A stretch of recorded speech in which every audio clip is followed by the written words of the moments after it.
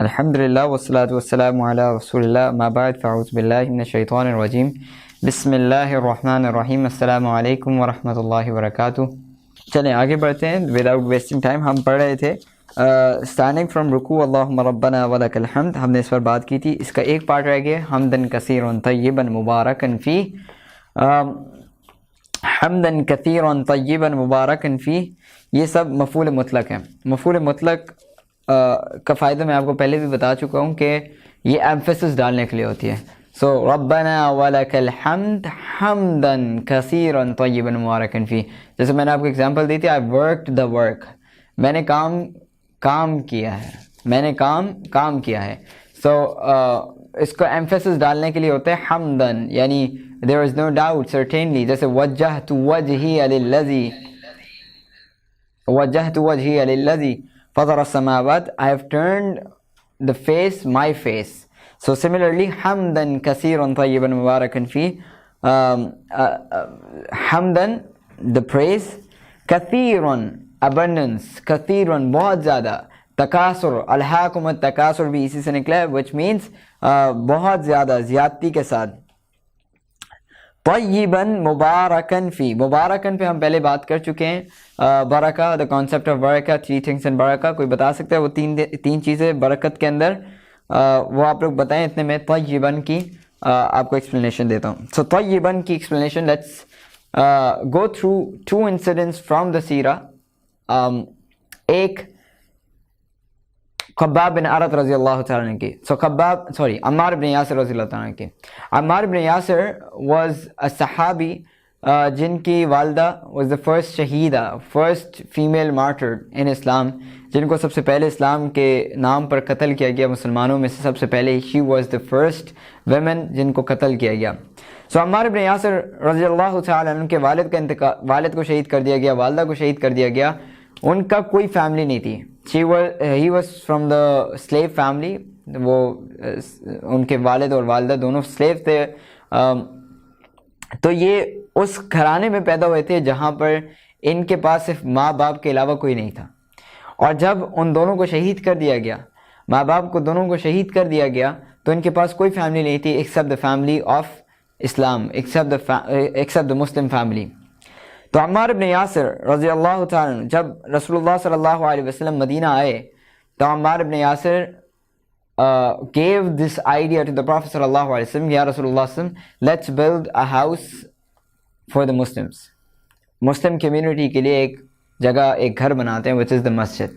تو مسلم کمیونٹی کے لیے مسجد جو ہے ایک امپورٹنس رکھتا ہے۔ اس پہ ہم اللہ کرے کسی وقت موقع ملے تو ہم ڈیٹیل میں بات کریں کہ اسلام کے اندر مسجد کی کیا اہمیت ہے۔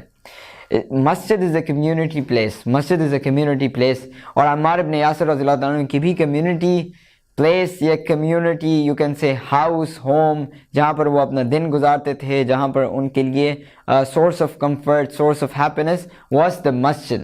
So he gave this idea to the Prophet صلی اللہ علیہ وسلم and the Prophet صلی اللہ علیہ وسلم started building the masjid۔ جب رسول اللہ صلی اللہ علیہ وسلم مسجد بلڈ کر رہے تھے، سو عمار خود بتاتے ہیں کہ everyone was holding one brick، ہر بندہ ایک اینٹ اٹھا کے ڈال رہا تھا، ایک اینٹ اٹھا کے ڈال رہا تھا۔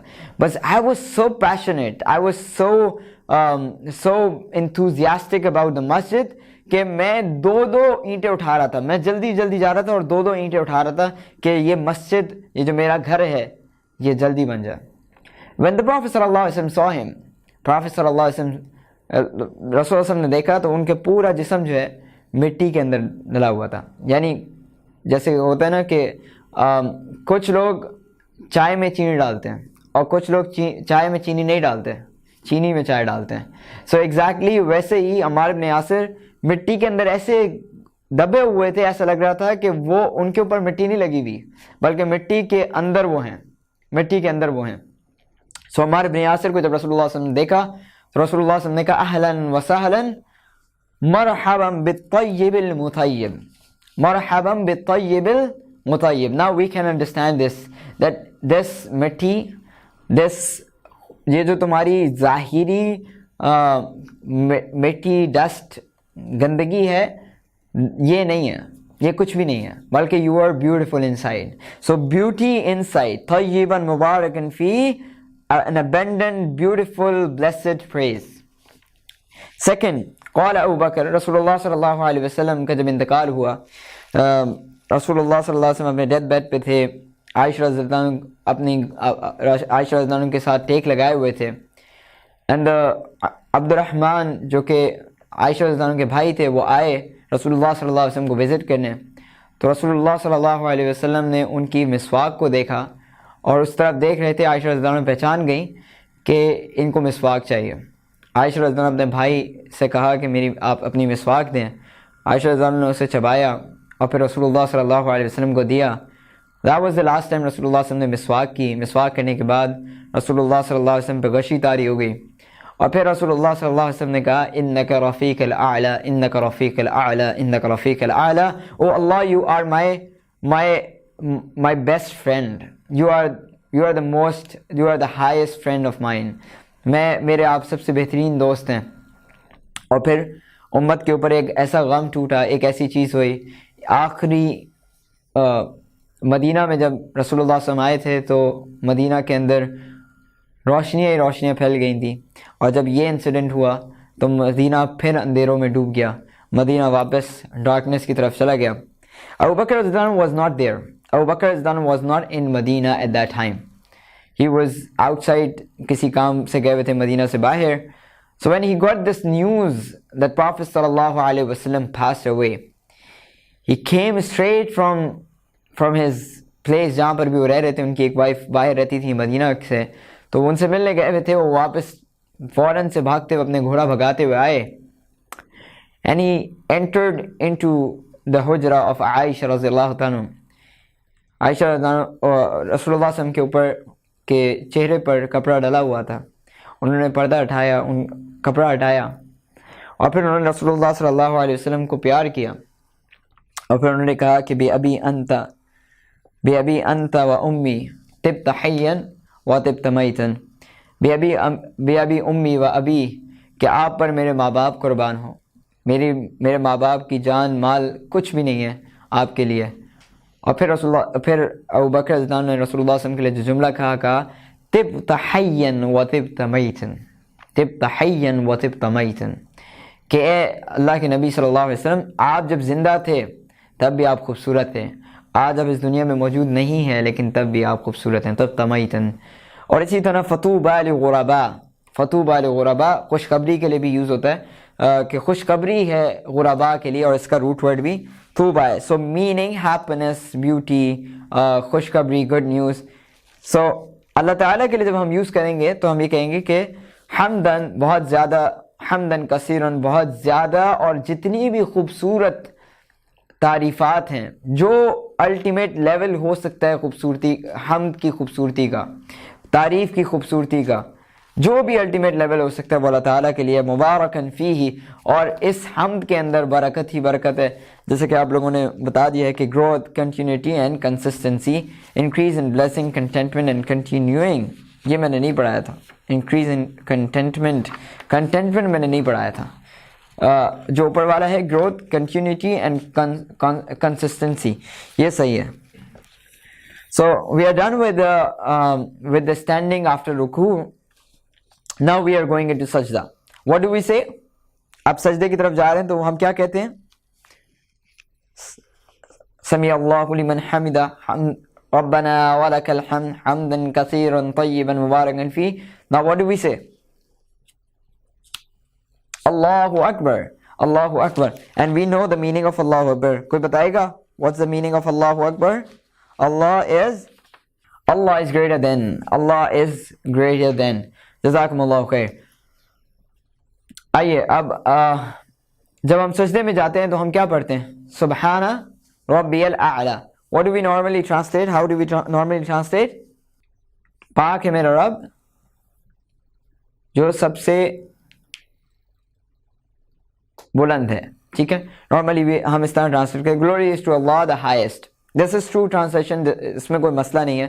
سبحانہ کے ہمیں مطلب پتہ ہے the one who is beyond the imperfection of دنیا. اللہ تعالیٰ اس دنیا کی imperfection، برائیاں، گندگیاں، whatever the imperfection دنیا has in it، اللہ تعالیٰ اس سے بلند ہے، اللہ تعالیٰ اس سے آگے ہیں. الاعلیٰ، الاعلی means the highest. جب ہم سجدے میں ہوتے ہیں کیا ہم اس سے نیچے جا سکتے ہیں؟ کیا سجدے سے lowest position کوئی ہو سکتی ہے؟ Is there any lowest position than sajda? No. And normally we do not like this. ہم جب سجدہ کرتے ہیں ہم کسی کے سامنے یہ ماتھا جھکانا پسند نہیں کرتے. This is the lowest position and nobody likes to do it in front of anyone. We don't like it. But the only time we do it is in sajda.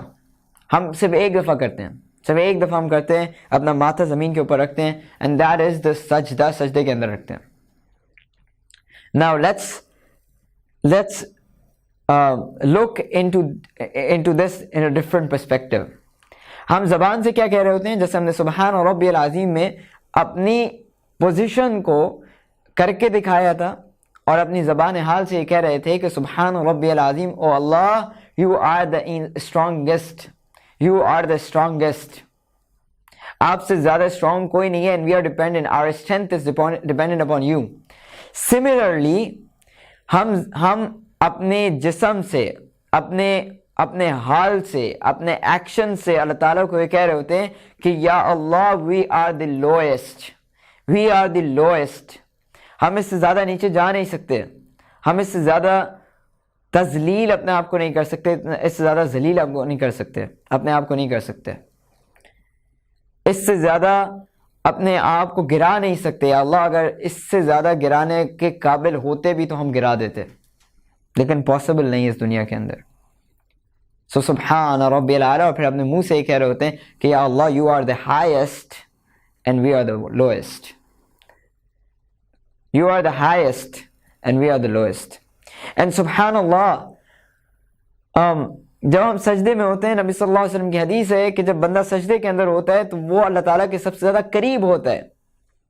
حالانکہ وی نو فزیکلی وی آر, ہم سب سے زیادہ distant ہو جاتے ہیں, اللہ تعالیٰ سے دور ہو جاتے ہیں physically. Obviously Allah subhanahu wa ta'ala is the highest and we are in the lowest position. Allah ta'ala is the highest and we are the lowest. Physically we are distant with Allah, from Allah subhanahu wa ta'ala, but spiritually, emotionally we are connected with Allah subhanahu wa ta'ala. And this is the beauty, this is the spirituality of salah, this is the beauty of salah.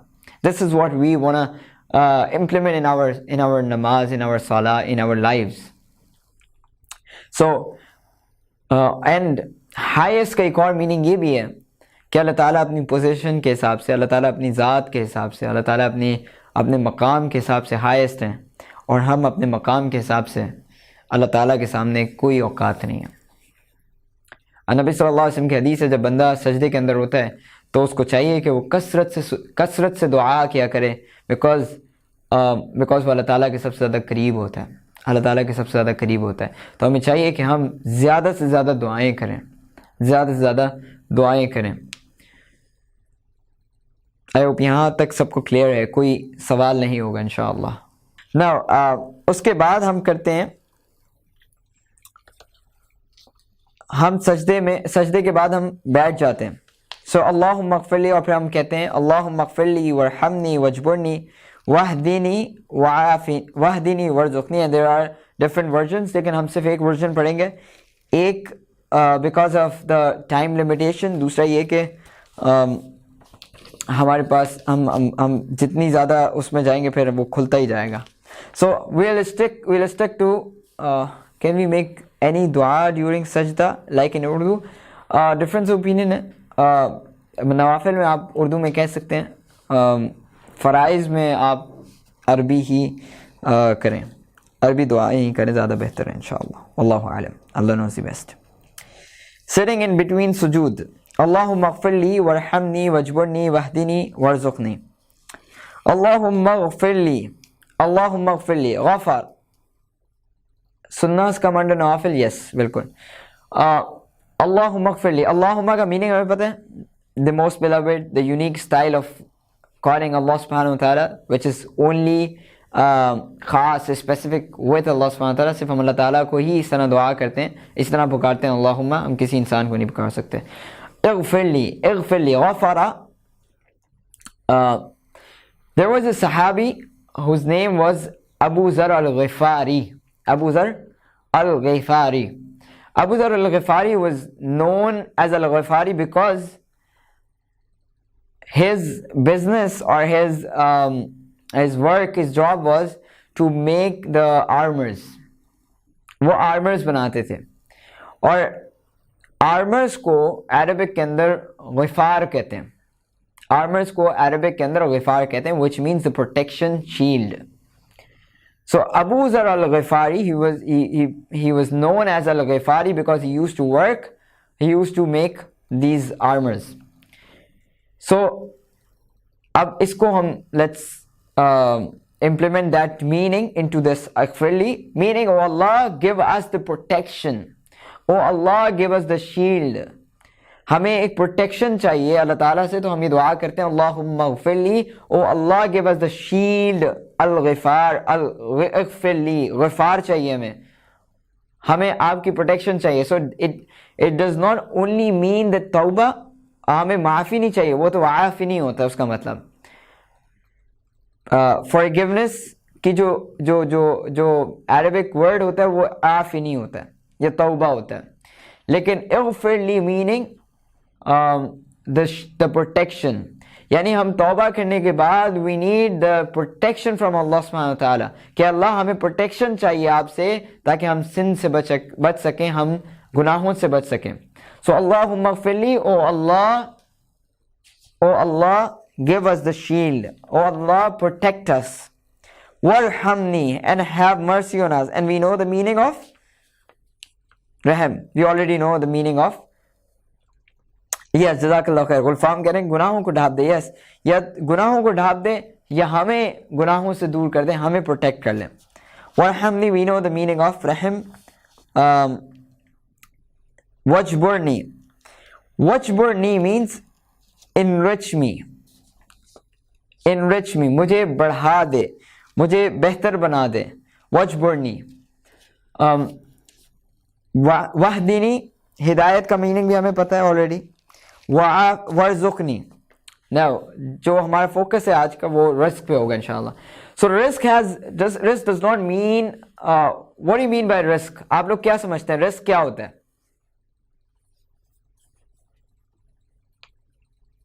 wealth, blessings, sustenance,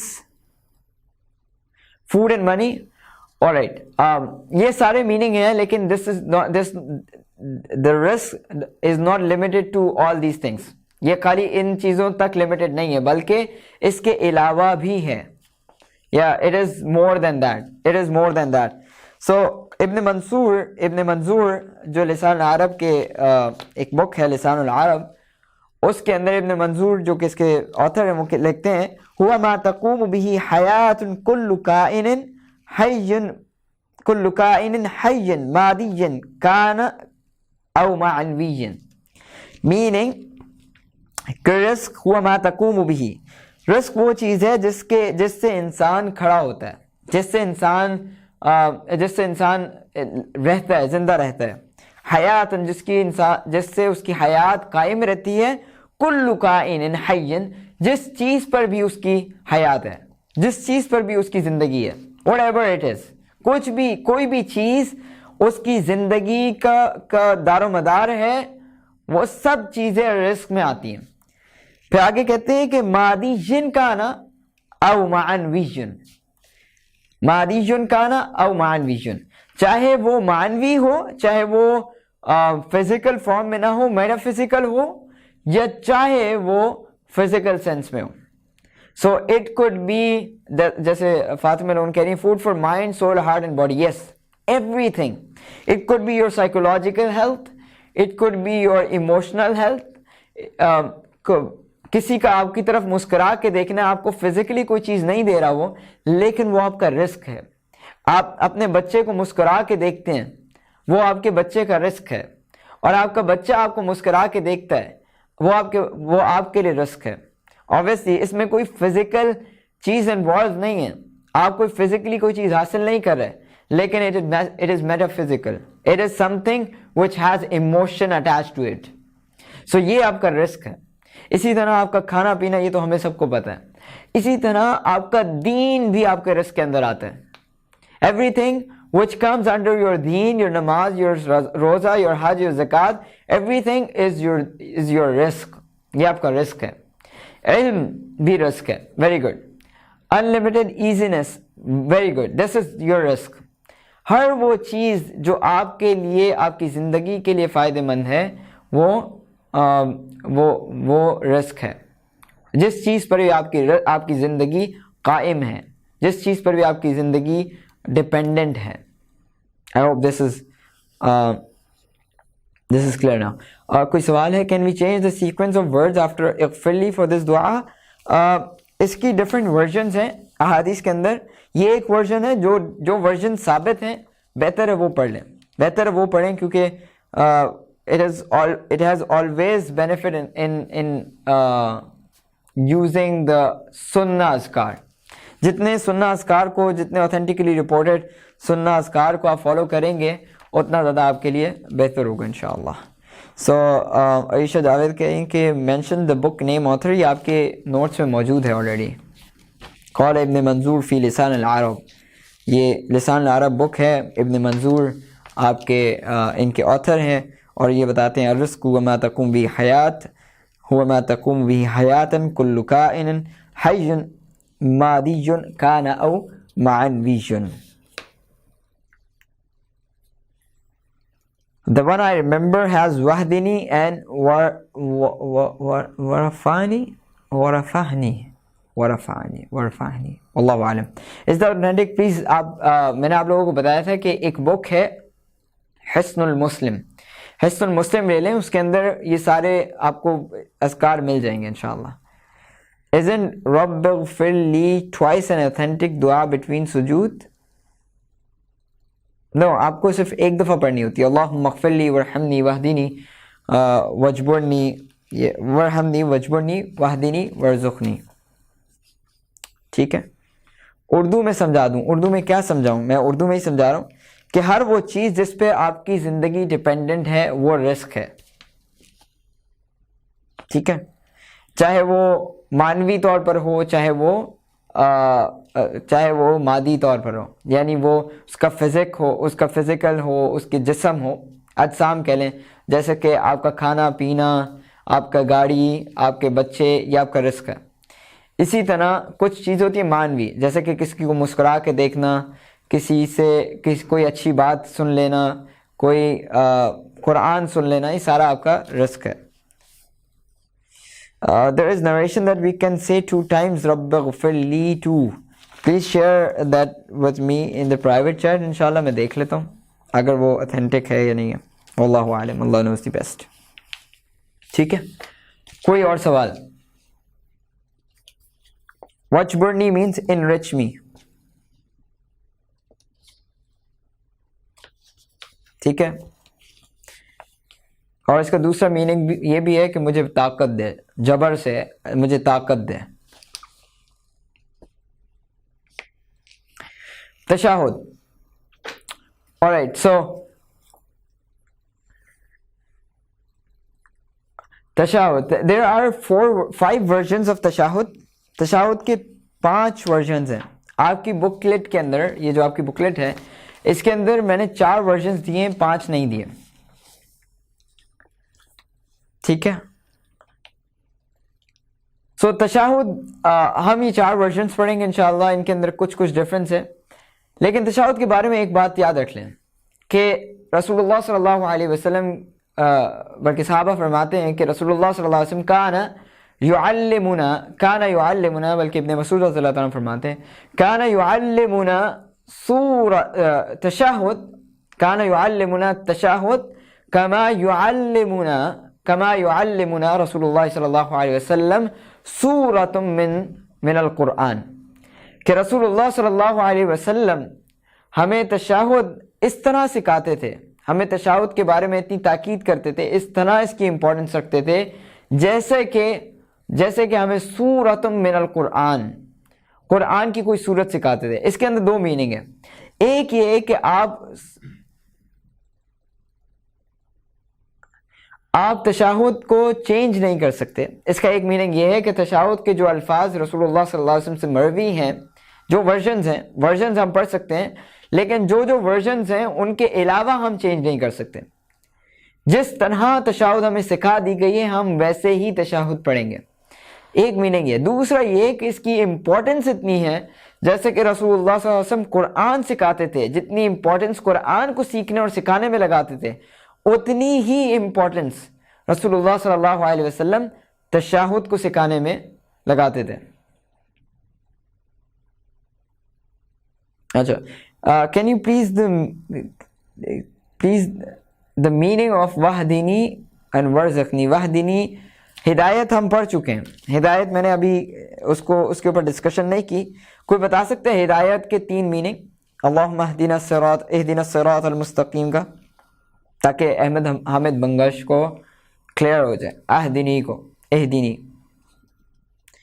ہدایت کے تین meaning ہیں. یس، guidance تو ہے، لیکن there are 3. show us the straight path. جزاک اللہ خیر. what else؟ سیدھے رستے تک لے جانا. Very good. Take us to the straight path، اور اس پر قائم رکھنا. keep us on the straight path، ہمیں اس پر قائم رکھ. ہمیں رستہ دکھا، ہمیں سیدھا رستہ دکھا، ہمیں سیدھے رستے تک لے جا، اور ہمیں سیدھے رستے پر قائم رکھ. ٹھیک ہے.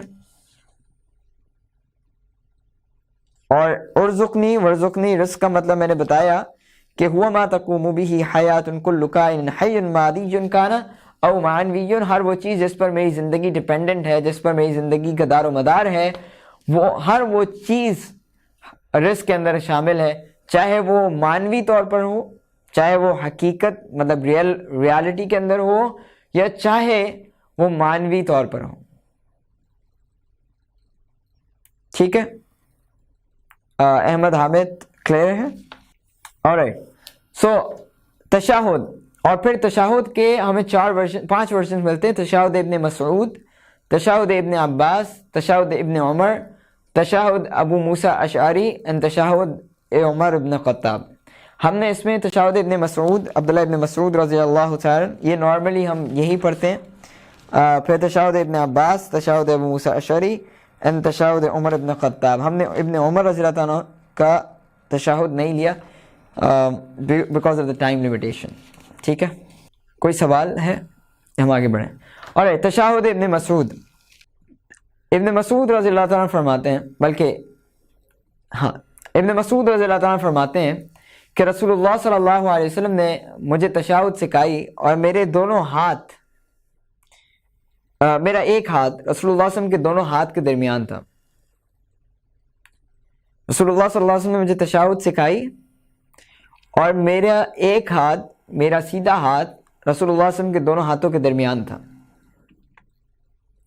اس سے ایک چیز پتہ چلتی ہے کہ جب آپ کسی کو کوئی چیز سکھائیں، اور اس میں آپ کا فزیکل ٹچ، محبت والا، پیار والا، ایک بھائیوں والا ٹچ شامل ہو جائے، تو اس کی امپورٹنس بڑھ جاتی ہے. اس میں سیکھنے والا اٹینٹیو ہو جاتا ہے.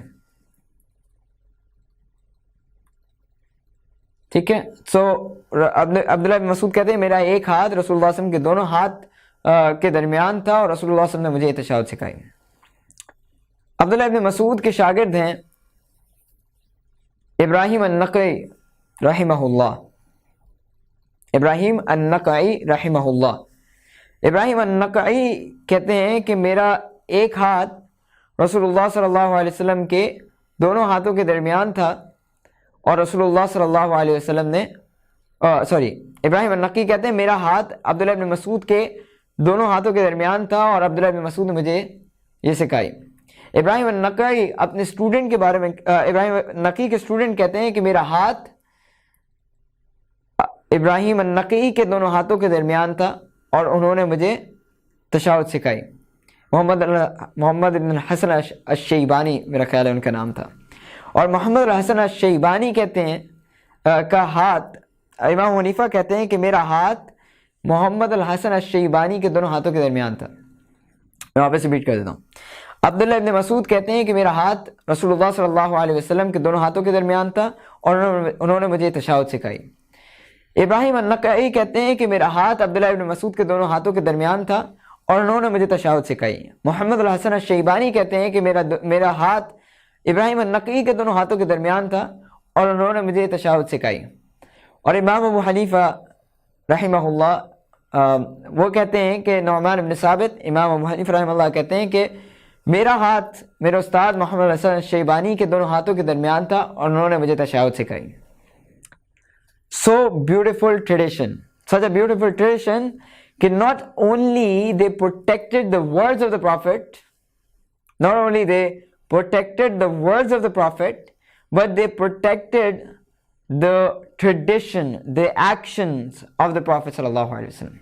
And this is how the hadith tradition is being protected. ہماری حدیث کی ٹریڈیشن، حدیث جو ہے اسی طرح پروٹیکٹ کیا گیا کہ خالی صرف الفاظ نہیں بتائے گئے بلکہ اس کی پوری ٹریڈیشن کو بچایا گیا، اس کے پورے ایکشنز کو جس طرح رسول اللہ صلی اللہ علیہ وسلم نے کیا تھا وہ کر کے دکھایا ہے آج بھی۔ بلکہ خالی یہ امام حنیفہ تک نہیں رک گیا، بلکہ آج بھی اگر کوئی مدارس میں احادیث پڑھائی جاتی ہے تو اس طرح کی جتنی بھی حدیثیں ہیں ان کو حدیث مسلسل کہتے ہیں۔ حدیث مسلسل میننگ جس طرح کیا گیا تھا اسی طرح کرتے جا رہے ہیں، حدیث مسلسل۔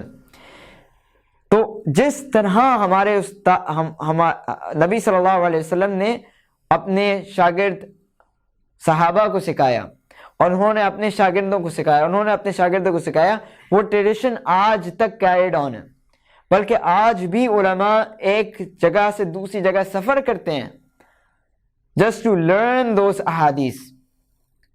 یعنی ایک ٹریڈیشن ہے جس میں رسول اللہ صلی اللہ علیہ وسلم نے اپنے شاگرد یعنی صحابی کو کھجور دی اور انہیں کوئی بات بتائی، پھر وہ صحابی نے اس ٹریڈیشن کو کیری آن کیا کہ وہ کھجور آگے دی، مطلب کھجور جب انہوں نے سکھائی وہ حدیث تو انہوں نے کھجور دی، اور پھر تابعین نے ایسے تبع تابعی کے ساتھ کیا، اور پھر محدثین، and then this tradition still goes on۔ آج بھی جب وہ حدیث کا اجازہ ملتا ہے تو اس طرح کی جتنی بھی حدیث ہوتی ہیں ان کو اس طرح کر کے دکھایا جاتا ہے ایکشنز کے ساتھ۔ اور پھر ٹی وی پہ آ کے کچھ لوگ، یوٹیوب پہ بیٹھ کر کچھ لوگ کہتے ہیں کہ صحیح البخاری من گھڑت ہے، صحیح مسلم جو ہے وہ من گھڑت ہے، سنن اربعہ کو جلا دو کیونکہ اس کے اندر ضعیف احادیث بھی ہیں۔ یعنی اس طرح کی باتیں کرتے ہیں جو کہ جو لوگ اس پورے ٹریڈیشن کے بارے میں جانتے نہیں ہیں۔ حدیث کی پروٹیکشن کا جس طرح لحاظ رکھا گیا ہے، جس طرح اس کا خیال رکھا گیا ہے، جس طرح اس کے اصول و ضوابط بنائے گئے ہیں، یعنی ایک ایک چیز کے لیے انہیں اتنے دور دراز کا سفر کیا گیا، اور پھر کچھ لوگ آ کے اتنا کیجولی کہہ دیتے ہیں کہ حدیث کی تو کوئی امپورٹنس نہیں ہے، حدیث تو ایک سیرت کی طرح ہے، حدیث تو بعد میں 200 سال بعد لکھی گئی ہے۔ اس طرح کی باتیں کرتے ہیں اور حدیث کے بارے میں افواہیں پھیلاتے ہیں جو کہ صحیح نہیں ہیں، جو کہ بلکہ آپ کو خود کنفیوژن میں ڈال دیتے ہیں، وہ خود تو کنفیوز ہوتے ہی ہوتے ہیں۔ تو اسی لیے میں پہلے بھی کہہ چکا ہوں اور بار بار یہ کہتے رہوں گا کہ یہ دیکھ لیں who are your teachers, who is your teacher, who are you learning from، کس سے آپ دین سیکھ رہے ہیں۔ اگر وہ اوتھینٹکلی کہیں سے پڑھا ہوا نہیں ہے، کسی سے سیکھا ہوا نہیں ہے، کسی سے اجازت نہیں ہے، تو he has no right to teach you then, because الاسناد من الدین، دین اسناد کا نام ہے، الاسناد من الدین، اسناد یہ جو سند ہے، یہ جو سند سسٹم ہے پورا، یہ دین میں سے ہے، یہ ہمارا دین ہے، یہ ہمارا ریلیجن ہے۔ تو اس کے اوپر ذرا اس کو بہت کیئرفلی رکھا کریں اس کے بارے میں۔ Also I heard the scholar say that the hadith is protected by Allah subhanahu wa ta'ala stated اطیعوا اللہ و اطیعوا الرسول۔ جی بالکل،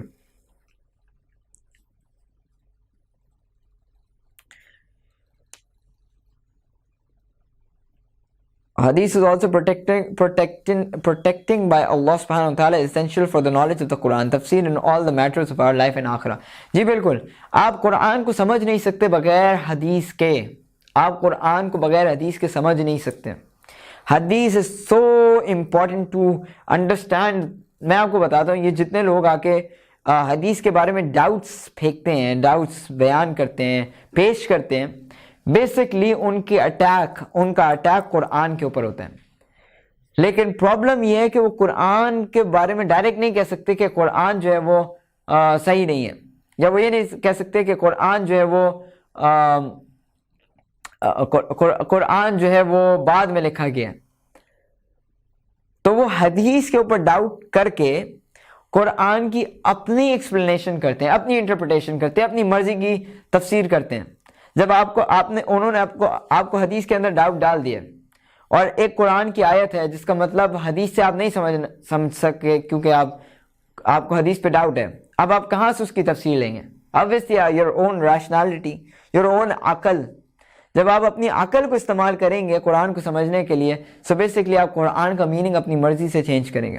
سو بیسکلی ان کا اٹیک صرف حدیث کے اوپر نہیں ہے، ان کا اصل اٹیک، ان کا اصل ٹارگٹ قرآن ہے. اصل ٹارگٹ دین کو چینج کرنا ہے، اصل ٹارگٹ اللہ کے دین سے دور کرنا ہے. سو بی کیئرفل، ویری کیئرفل جب آپ کسی کی بات سنیں اور وہ کہے کہ حدیث یہ تو 200 سال بعد لکھی گئی ہے. مطلب دس از سم تھنگ جو وہ بندہ کہہ سکتا ہے جس کو اس دین کے بارے میں علم نہیں ہے، جس کو علوم شریعہ کا علم نہیں ہے، جس کو اصول حدیث، جس نے اصول حدیث پڑھی نہیں ہوں گی نا، وہ یہ بات کر سکتا ہے. اگر کوئی بندہ اصول حدیث پڑھ لے، سمجھ لے کہ حدیث کی پروٹیکشن کے لیے کیا کیا اصول بنائے گئے اور محدثین نے کتنی محنتیں کی ہیں. Recently I was teaching this حدیث سائنسز کہ حدیث کی پروٹیکشن کیسے کی گئی ہے. آپ کو اگر میں بتاؤں کتنے ڈفرینٹ علوم ہیں جو کہ اس کے اندر انوالوڈ ہیں. علم الرجال ایک الگ سائنس ہے، علم التخریج ایک الگ سائنس ہے، اصول الحدیث ایک الگ سائنس ہے. پھر وہ رجال کی بایوگرافیز لکھنے والے الگ لوگ ہیں، ٹھیک ہے. پھر صحت حدیث کی الگ چیزیں ہیں، صحت حدیث کے اوپر الگ علماء کا کام ہے. تخریج الگ لوگوں نے کی ہے، یعنی وہ حدیث کہاں پر ملے گی، اور پھر اس کی صحت پر حکم لگانے والے الگ علماء ہیں. پھر حدیث کے ٹریڈیشن کو پڑھانے والے الگ لوگ ہیں. پھر حدیث کی شروحات الگ لکھی گئی ہیں، شرح مطلب بخاری کی الگ شرح، بخاری الگ ہے، بخاری کی شرح الگ ہے، اور ہر شرح کی بھی شرح لکھی گئی ہے. مطلب اتنے علوم انوالو ہیں، اتنے علوم انوالو ہیں. اور پھر عربک نالج ہونا، عربک کی گرامر کی نالج ہونا، اور پھر قرآن کی تفسیر کا علم ہونا، یہ بھی علوم الحدیث کے لیے امپورٹنس رکھتا ہے. یہ ساری چیزیں جو آپ پڑھیں گے، سمجھیں گے، تو obviously آپ کو سمجھ میں آئے گا کہ حدیث is not an easy thing. یہ ایسے نہیں کسی نے بس صبح اٹھ کے. اور امام بخاری کے بارے میں آتا ہے کہ امام بخاری نے ہر حدیث سے پہلے 2 رکعت نفل پڑھے ہیں، اس کے بعد استخارہ کیا ہے کہ کیا یہ میں حدیث صحیح البخاری میں. ساری چھانبین الگ کی ہے. چھانبین کرنے کے بعد یعنی ایک سائنس لیول پر الگ کام کیا ہے، لیکن اس کے بعد ایک اسپریچول لیول پر انہوں نے کام کیا کہ استخارہ کیا ہے. ہر حدیث کے لیے استخارہ کیا کہ میں اس کو صحیح البخاری میں ڈالوں کہ نہیں ڈالوں. اور پھر صحیح البخاری انہوں نے کہاں بیٹھ کر لکھی ہے؟ بیت اللہ میں بیٹھ کر. یعنی انہوں نے یہ ارادہ کیا ہے، پہلے انہوں نے ساری حدیثیں جمع کر لیں کہ کون سی حدیث میں صحیح البخاری میں ڈالوں، اور پھر وہ ساری حدیثیں جمع کر کے بیت اللہ گئے ہیں اور بیت اللہ میں بیٹھ کر وہ حدیثیں لکھی ہیں. اور پھر ان کی ابواب کی ترتیب، جو باب لکھے ہیں، چیپٹرز بنائے، چیپٹرز کے نام لکھے ہیں، وہ مسجد نبوی کے اندر لکھے ہیں. So much dedication to the work of حدیث. اور پھر کوئی بندہ آگے کہے کہ اسلام جو ہے وہ پروٹیکٹڈ نہیں ہے، حدیث پروٹیکٹڈ نہیں ہے، حدیث 200 سال بعد لکھی ہے. اصفہان سے ایک بندہ اٹھا تھا جس کو علوم شریعہ کے بارے میں کوئی علم نہیں تھا، عربک کے بارے میں علم نہیں تھا. واللہ عالم، اللہ نوز دی بیسٹ یہ لوگ کہاں سے لے کر آتے ہیں. انشاءاللہ ہم تشہد نیکسٹ کلاس سے سٹارٹ کریں گے. کسی کا کوئی سوال ہے تو پوچھ لیں انشاءاللہ.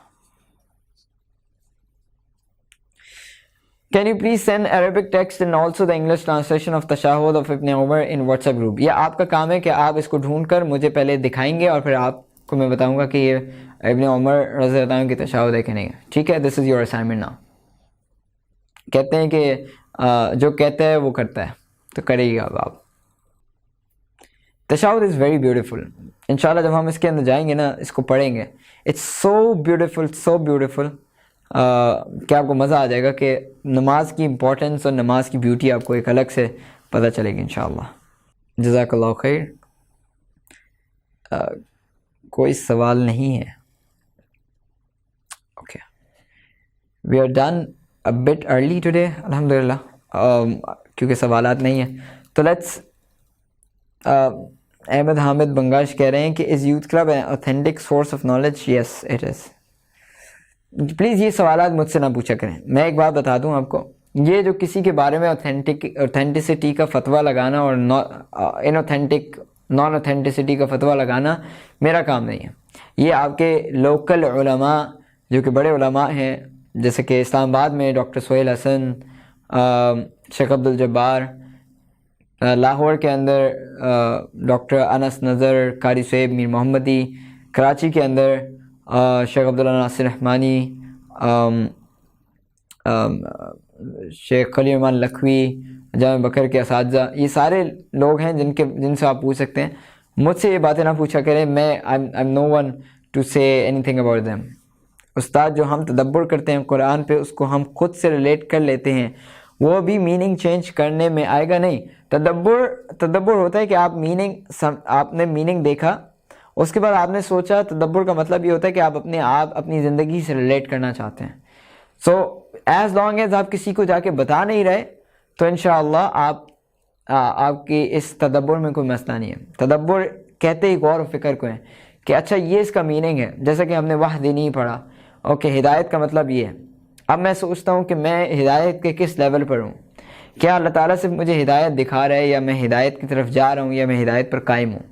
تو مجھے کون سا لیول اب اچیو کرنا ہے, میں کس لیول پر ہوں اور میں کون سے لیول پر اچیو کر رہا ہوں. سو یہ اب آپ نے you are going to the deeper understanding, اور آپ اپنی زندگی سے ریلیٹ کر رہے ہوتے ہیں. ٹھیک ہے, سو تدبر میننگ چینج کرنا نہیں ہے. سبحان اللہ, deeper meanings have different effects on our prayer. Yeah very good, جزاکم اللہ خیر. کوئز کب ہوگا؟ ہمارا کوئز نہیں ہوگا, ڈائریکٹ ایگزام ہوگا, فائنل ایگزام ہوگا انشاءاللہ. Sir, can you please tell us about Awabin Nafil prayer, when it should be prayed? Awabin Nafil prayer, مجھے نہیں پتہ یہ Awabin Nafil prayer کیا ہوتا ہے. اللہ عالم. My question is not related to this course, but how can we contact our local mufti? What city you belong to? اچھا, اوابین نفل جو مغرب کے بعد 6 نفل پڑھتے ہیں. مغرب کے بعد رسول اللہ صلی اللہ علیہ وسلم کی حدیث ہے کہ آپ پڑھ سکتے ہیں, اور جتنی چاہے پڑھیں. اس میں کوئی مقدار متعین نہیں ہے, اوتھینٹکلی رپورٹڈ نہیں ہے مقدار. راولپنڈی کے اندر ڈاکٹر سہیل حسن کو میں جانتا ہوں, ڈاکٹر فضل الہی کو میں جانتا ہوں, شیخ عبدالجبار جو کہ اذان انسٹیٹیوٹ کے انسٹرکٹر بھی ہیں, آپ ان سے بات کریں. دیکھیں اسد حبیب نے آپ کو نمبر بھی دے دیا ڈاکٹر سہیل حسن کا. Sir, in the first session you told that there will be 2 quizzes and 1 final exam. جی بالکل میں نے کہا تھا, لیکن اب ہم نے اس کو فارمیٹ چینج کر دیا ہے کہ آپ کا جو کوئز ہے وہ بڑا کر دیا تھا. میرا خیال ہے 20 کویشچنس کا تھا, تو وہ ایک ہی دفعہ ہم نے کوئز لے لیا ہے. پہلے ہمارا ارادہ تھا کہ 10 کویشچنس کا ہم 2 کوئز لے لیں, لیکن پھر ہم نے ایک ساتھ ہی لے لیا تھا. 15 کویشچنس کا تھا. ٹھیک ہے, 15 کویشچنس کا ہو گیا. اب ہم ایگزام لیں گے, فائنل ایگزام لیں گے انشاءاللہ. نازی آنٹی کہہ رہی ہیں کہ Azaan has a sisters WhatsApp group to send questions. Sheikh Abdul Jabbar and Sheikh Kashif Naseem Dilkasha answer. My quiz is still not on LMS. I have asked admin waiting for reply. Please اس کو دیکھ لیجئے. ٹھیک ہے, any other question related to my topic today? اگر آپ کا administration related کوئی بھی سوال ہے تو آپ پلیز ڈائریکٹلی ان کو میسج کر دیں. Alright, we are done inshallah. Subhanakallahumma wa bihamdika wa nashhadu an la ilaha illa anta wa nastaghfiruka wa natubu ilayk. Sallallahu nabi. جی correct answer not change marks وہ کر دیں گے انشاءاللہ, آپ فکر نہیں کریں. جن لوگوں کے جو میں نے پچھلی کلاس میں بتایا تھا کہ ایک سوال ہم سے جو غلطی ہوئی تھی وہ آپ لوگوں کو مارکس مل جائیں گے, نو پرابلم انشاءاللہ. ٹھیک ہے, والسلام علیکم ورحمۃ اللہ وبرکاتہ.